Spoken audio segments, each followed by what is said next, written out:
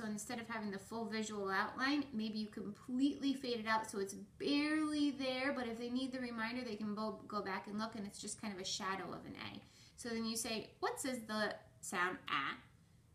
Hopefully they independently respond. If not, they can look back and get that prompt again, right?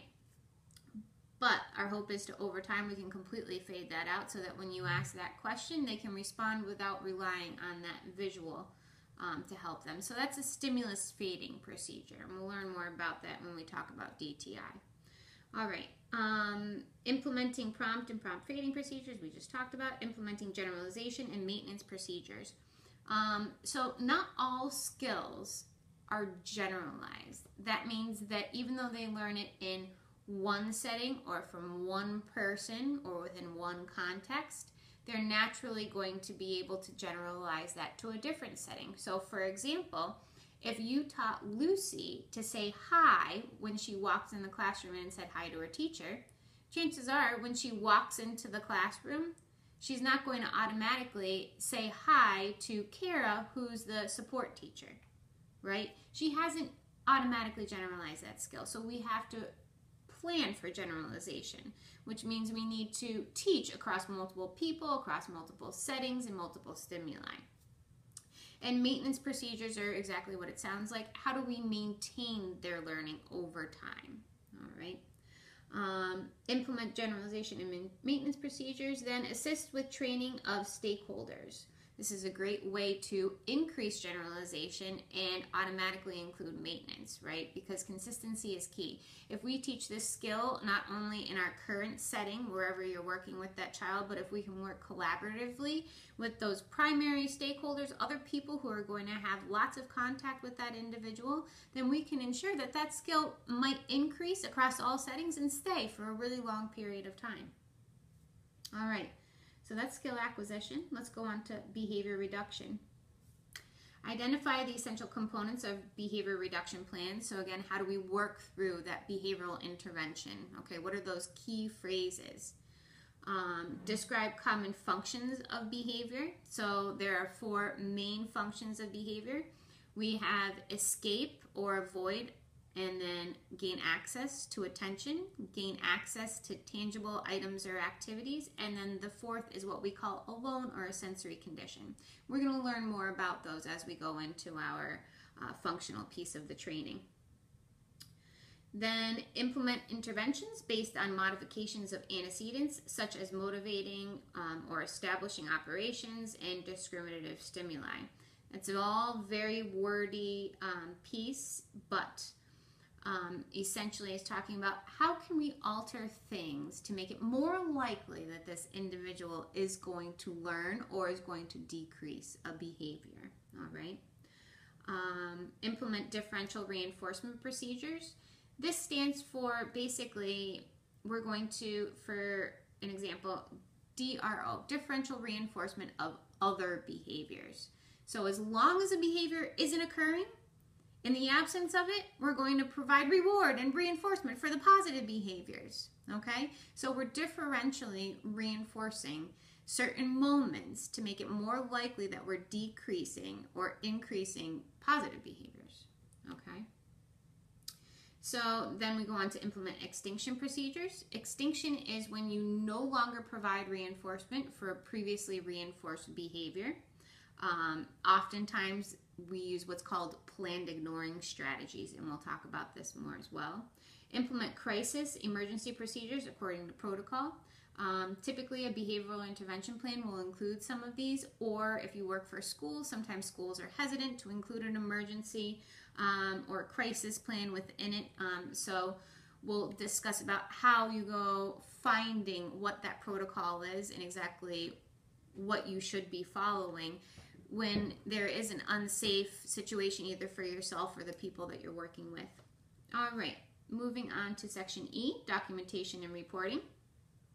Report other variables that might affect the client, illness, relocation, medication, these are obvious. Generate objective session notes by describing what occurred during sessions.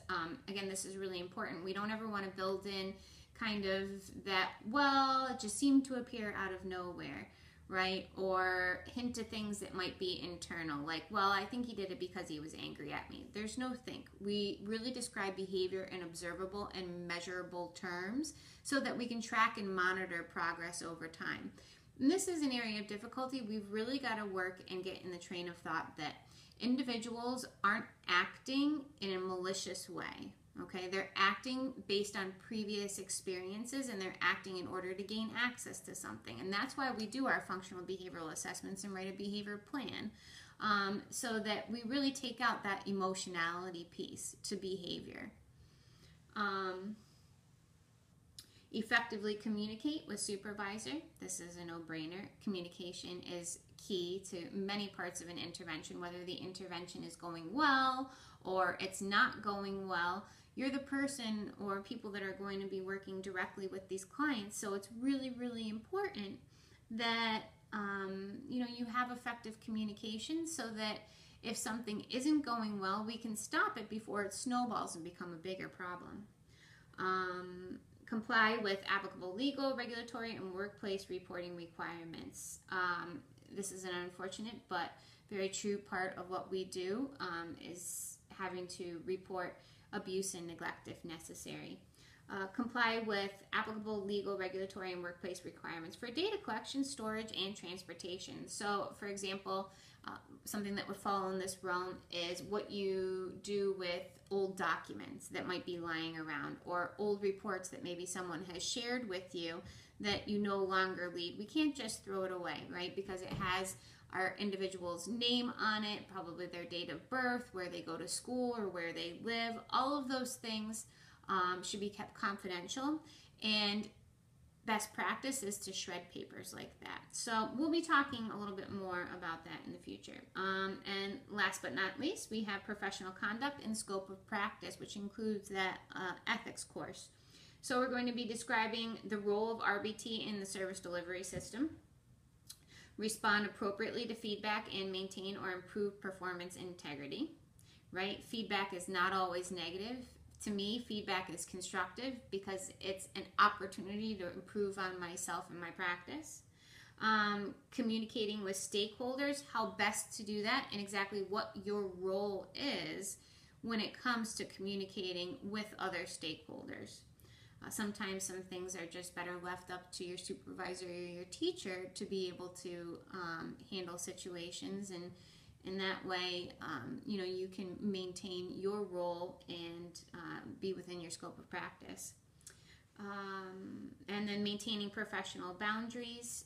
This happens a lot in places of employment, especially because a lot of what we do is emotional, and although it's very rewarding, we're working with families and other individuals, and sometimes, they want to show gratitude, or they might become, a little overly friendly with you, and it's hard to walk a gray line and maintain professionality.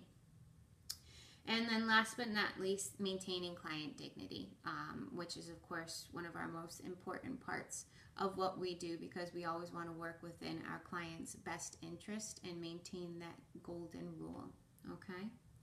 All right, so that about wraps up our RBT task list, and I'm looking forward to working through it with you in the future.